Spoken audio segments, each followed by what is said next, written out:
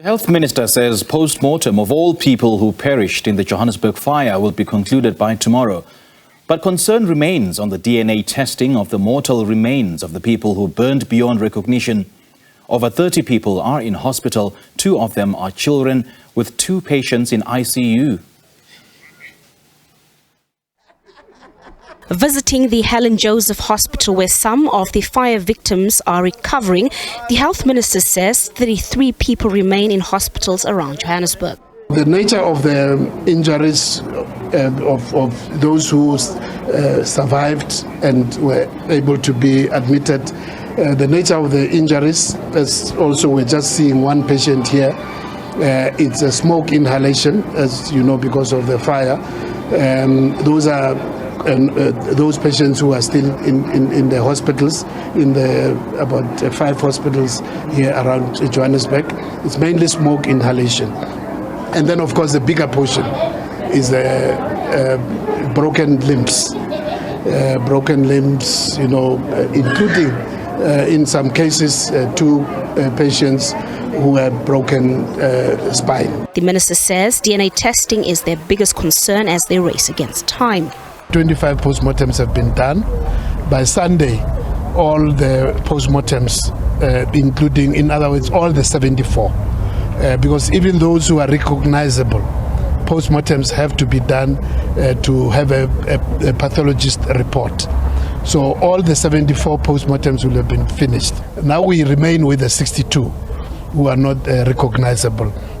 In terms of those, the only way forward now is the DNA identification. That's the only mode of identification.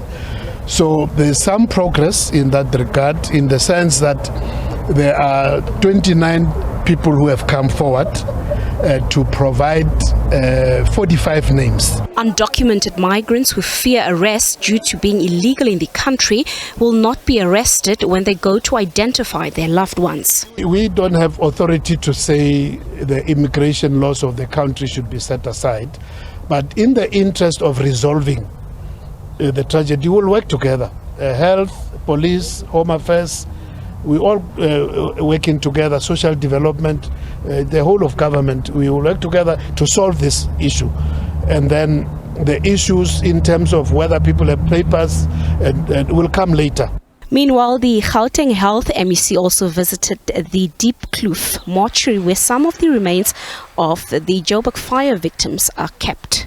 Provisions are also made to ease backlogs at mortuaries and expedite DNA testing without compromising the integrity of remains or DNA results. In terms of the capacity that we have now, which it was not there before, we've beefed up that capacity in our mortuaries, and we have even some of the doctors that, in fact, not even last week, HOD was employing 2 other doctors that must assist us in our mortuaries, working very closely then on this issue of forensic with the Department of Community Safety.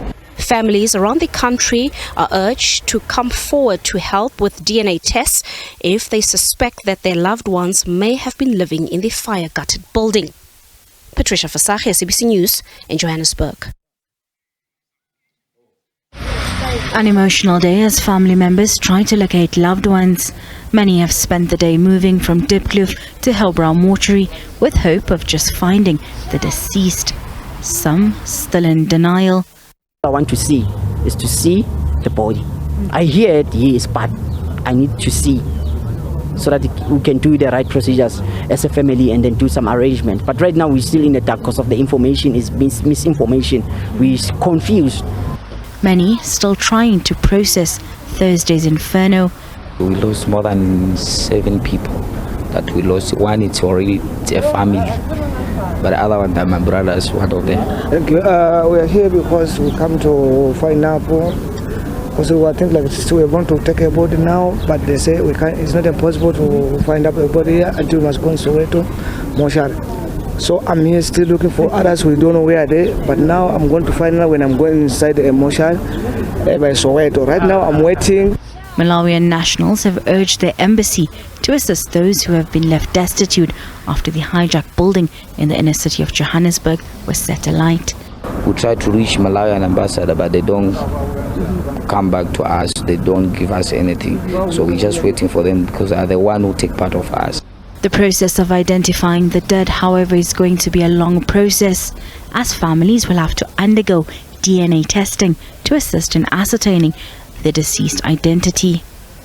After that process is concluded by the police, which is the SABC VIC unit from from Hillbrow, that team of police will then come and take the samples from the families who will be here. Though all those won't be able to identify their people here, they will be subjected to that particular process. Family members have 30 days to claim the bodies of the loved ones. We want to also allay fears from some families who might perhaps fear that we don't have the documentations and all of those things, our status in the country is suspect and so forth. That our primary concern now is to be able to identify the bodies and match them to a particular family to enable that family to go through their own burial rites. The mortuary will remain open over the weekend to expedite the process of identification of bodies. Hasina Gori, SABC News, Johannesburg.